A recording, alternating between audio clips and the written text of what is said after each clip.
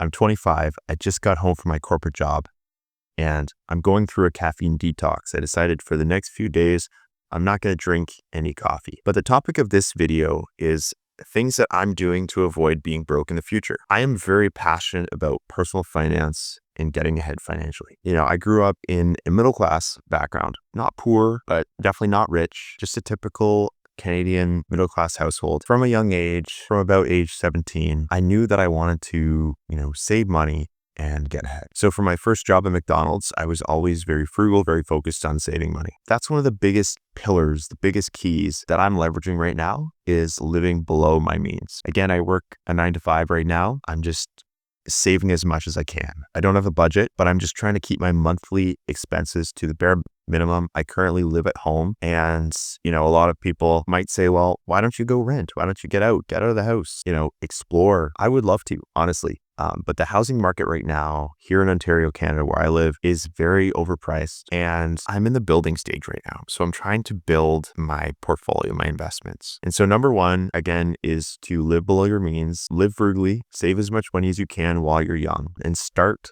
doing this as early as possible. Another thing I'm doing to avoid becoming broke and to hopefully become rich is I'm not buying a brand new car. I have a 2010 Toyota Corolla that I bought a few years ago. And so far, it's still performing very well, knock on wood. But I bought it because I know that Corollas and Toyotas in general are very reliable. I paid about 10 grand cash plus tax. So it ended up being around $11,000 for the car. And again, this was about 3 years ago. Currently has about 155,000 kilometers on it. So when I bought it, it was around 100,000 kilometers. But the key here is not going out and buying a new car for, $30,000, $40,000, $50,000 plus. I just see that as a massive waste of money and just something that's going to hold you back, really. If you're young, you should be focusing on just getting from point A to point B. You don't have to impress anybody. You don't need a fancy new car. It's not necessary. This is my opinion. Obviously, if you're a car guy, a car gal, whatever, go for it. I'm not going to tell you what to do, but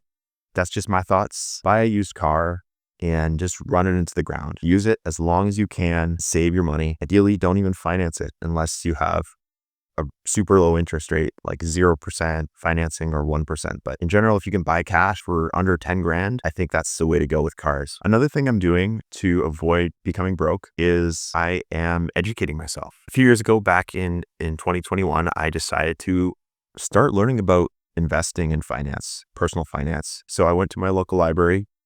It's absolutely free, which I recommend you get yourself a library card. Go to the library and just pick out a bunch of personal finance books and read them. I think I read about 30 books on the subject over the course of 1 to 2 years. And it really just unlocked this different perspective and this different way of thinking about money and how to invest. And if you're Canadian and you're new to investing, I highly recommend a book called Beat the Bank by Larry Bates. It'll teach you everything you need to know about ETF investing and why mutual funds are terrible because they have very high, what's called a management expense ratio. Basically what that is it's the amount of money that the bank will take from you every year for managing your money in that fund. And another book I'd recommend is called The Psychology of Money. So educate yourself, right? School doesn't really teach this stuff. Even university, I have a degree in business and accounting, and I didn't learn this stuff in university. So just go out to the store, get yourself a book. Don't be stupid, okay? You're young. Fill your brain with solid knowledge that's going to set you years apart. Another thing I'm doing is I am investing in index funds. I don't try to pick stocks, at least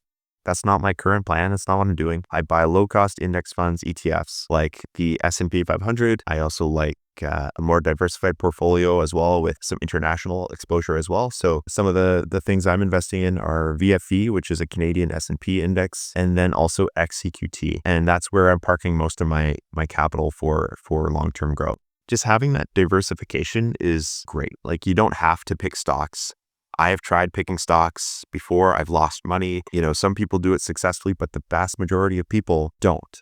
And they don't end up beating the stock market. So just buy the market and you'll be way better off long term. This is assuming that we're getting on average 10% annual returns like we have in the past. I don't know how many decades. It's been a while, but that's the average return of the S&P index. Another thing I'm doing to become financially independent and not be broke is I am putting in the work. I am grinding. I'm working hard. I'm getting more credentials. I'm currently working towards my CPA designation, and I'm currently in the early stages of that. I just completed the first course in CPA PEP. If you're from Canada, it's a little different in the States, but just getting more kind of experience, if you're in the corporate world, getting a designation can really help boost your income. You want to boost your income young, ideally get into the salary range of 80 to 100,000 if you can. That'll give you a lot more investing power, a lot more saving power. Currently, I have a decent salary. It's not insane. That's hopefully set to grow over the next few years, and I can start investing even more aggressively as that income rises. Another thing I'm doing is I have a side hustle. So I do have another YouTube channel. It's called Lucas Grows Best, where I teach people how to grow vegetables. Currently have over 70,000 subscribers and over 10 million channel views. And most of the income from that channel is coming from ad revenue. A lot of YouTubers will have sponsorships. They'll have affiliate links. They'll sell some sort of product, like a digital product. With that channel, currently, I've just been mostly generating revenue through ads. It's not a crazy amount of money, but it definitely does help me pay for my expenses month to month, which leads me into my next point, which is living at home. So living at home is something that I'm doing to save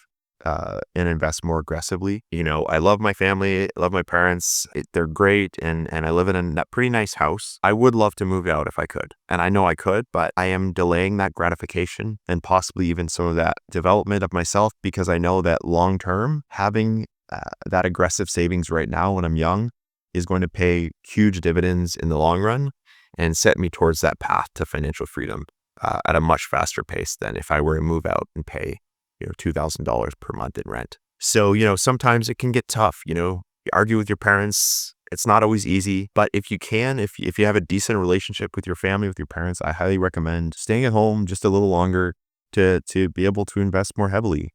I think there's nothing wrong with that as long as you're working towards your goals. Just stay at home and take advantage of it, right? Take advantage of it. Be respectful of your parents, obviously. But when you're young, there's no stigma anymore. Like, housing is so expensive. I feel like that whole stigma of, oh, you're 26 and you're still living with your parents, it's kind of gone out the window because the housing market has gotten insane. At least here in Ontario, where I live, a decent house, a decent single family home is going to cost anywhere from $800,000 to $1 million. You get the point there. It's not easy anymore, and we're certainly in different times. So leverage your childhood home as much as you possibly can. Those are the things that come to mind off the top of my head. I'm very tired after a long day at work, and I still have to study more for my CPA Core 2 course tonight, so that's going to be fun. And I'm trying to start this channel and grow it because I feel like I have a message to give to other young people and not just young people, but just anyone who's trying to get ahead in life, trying to become a better version of themselves and ultimately live their dream life. I'm nowhere close to where I want to eventually be, but I think I'm making decent progress so far. And if you're interested in joining my journey, I would love if you hit that subscribe button. The videos will get better quality. I'm just trying to get some content out there to get this channel rolling because, it is a lot of work to get started, and I want to get some traction and see some proof of concept before investing more heavily in more edited videos. So thank you for watching. My name's Lucas. I'm 25, and I will see you in the next one.